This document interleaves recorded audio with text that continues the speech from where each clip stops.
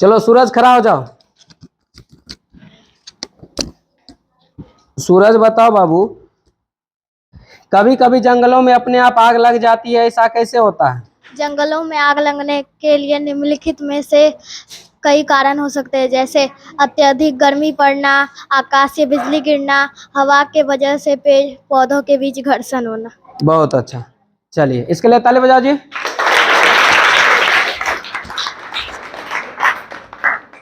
चलिए सबसे पहले अब खड़ा हो जाओ, पल्लवी खड़ी हो जाओ।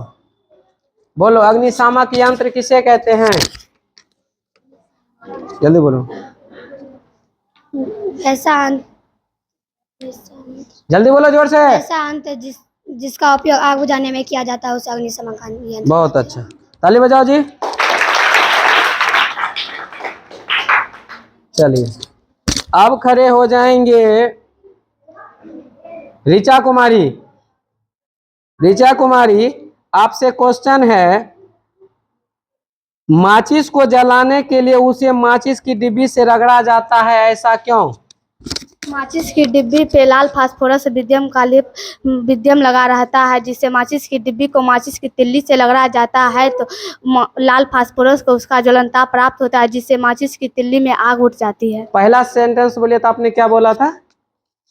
जब माचिस की तिल्ली पे लाल फास्फोरस का विद्यम लगा रहता है। विद्यम लगा रहता है, विद्यमान रहता है, मतलब उपस्थित रहता है। लाल फास्फोरस क्या रहता है? उपस्थित रहता है।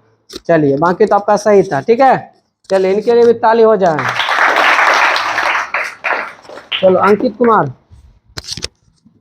अंकित कुमार बताओ बाबू, मोमबत्ती के ज्वाला के कितने क्षेत्र हैं? 4। कौन कौन?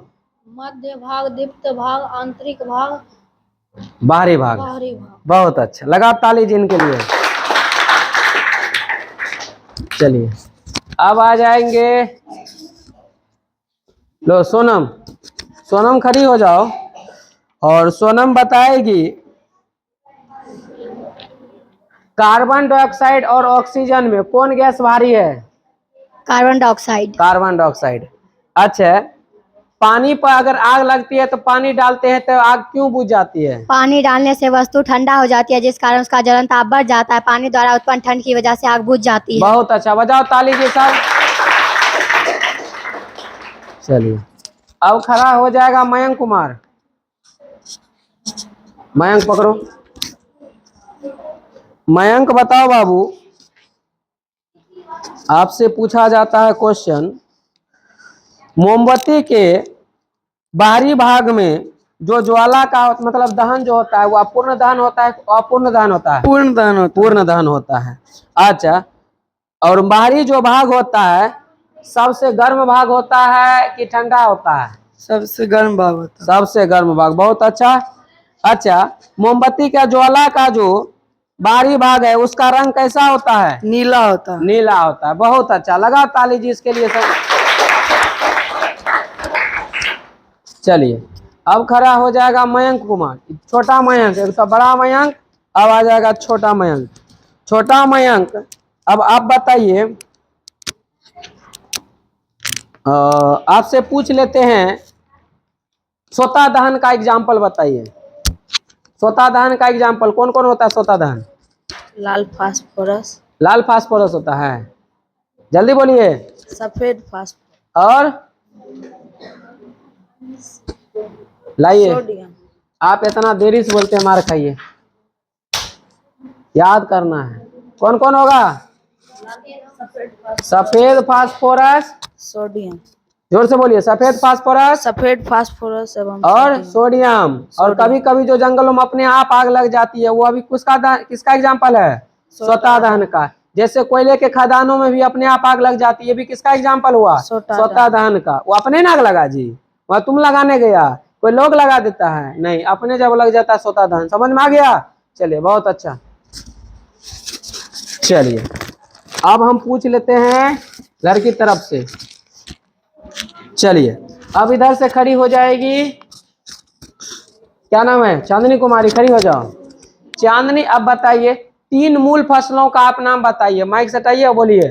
मूल फसल। हाँ, कल आए थे क्लास तो बोलिए जल्दी, मूल फसल कौन कौन है? मूल फसलें नहीं लिखाए थे? लाइए माइक, हाथ निकालिए आप।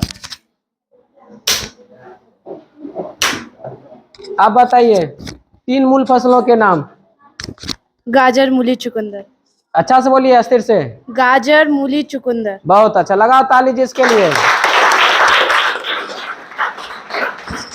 आप कल क्लास किए थे, आपको याद है?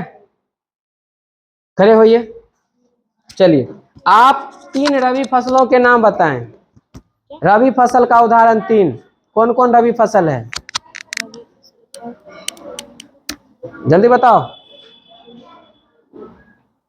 गेहूं, गेहूं और मटर, चना। बहुत अच्छा, चलिए ताली बजा दीजिए इनके लिए। चलिए, आप इधर से आप खड़े हो जाएंगे। लीजिए, वैष्णवी कुमारी। वैष्णवी कुमारी बताएगी फसल क्या है? फसल किसे कहते हैं?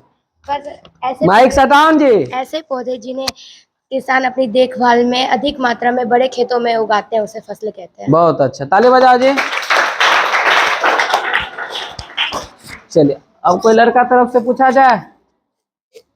चलिए, क्या नाम है जी? करा हुआ आदर्श।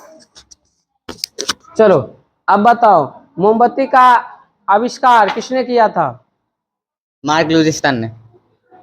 मोमबत्ती का आविष्कार मार्क लुडस्टान ने किया। किसने किया था जी? माइकल फ्राडेमी। मार्क लुडस्टान बोलता है, इसको पहले डंगाना पड़ेगा। लाइए माइक इधर लाइए पहले, आप पढ़ते नहीं है घर में। बैठिए, बताओ। इधर से लड़का खड़ा हो जाओ, सूरज। लो बाबू, बोलो मोम का सूत्र क्या होता है? सटाओ नहीं। चलो लड़का इधर दो, अंकित को दो। बोलो रे मोम का सूत्र। C25H52। चलिए, अच्छा आप मार खाइए पहले इधर, आप याद नहीं करते हैं। C25H52, बहुत अच्छा। हाइड्रोकार्बन यौगिक किसे कहते हैं? हाइड्रोजन एवं कार्बन से बने यौगिक को हाइड्रोकार्बनिक यौगिक कहते हैं। बहुत अच्छा, हाइड्रोकार्बनिक यौगिक का बोलो example. Hydrocarbonic methane, methane, propane, ethane. Ethane. अच्छा, मेथेन का सूत्र बोलो। CH4। इथेन का C2H6। C2H6। बहुत अच्छा, बजाओ ताली जी। चलिए, इधर क्या नाम है बाबू? खड़ी हो जाओ। स्नेहा कुमारी। स्नेहा, हाँ स्नेहा कुमारी। स्नेहा जी, अब आप बताइए बाबू, जो पूर्ण दहन होता है, पूर्ण दहन में ज्वाला का रंग कैसा होता है? पीला। पूर्ण दहन में ज्वाला का रंग पीला होता है। जल्दी बोलो, क्या होता है? नीला। एक बार में अच्छा से बोलो। और पूर्ण दहन में कालिक का निर्माण होता है या नहीं होता है? होता है। हाथ निकालिए, आप पढ़ते नहीं है। हाथ निकालिए पहले इधर। चलिए, लड़की खड़ी हो जाओ।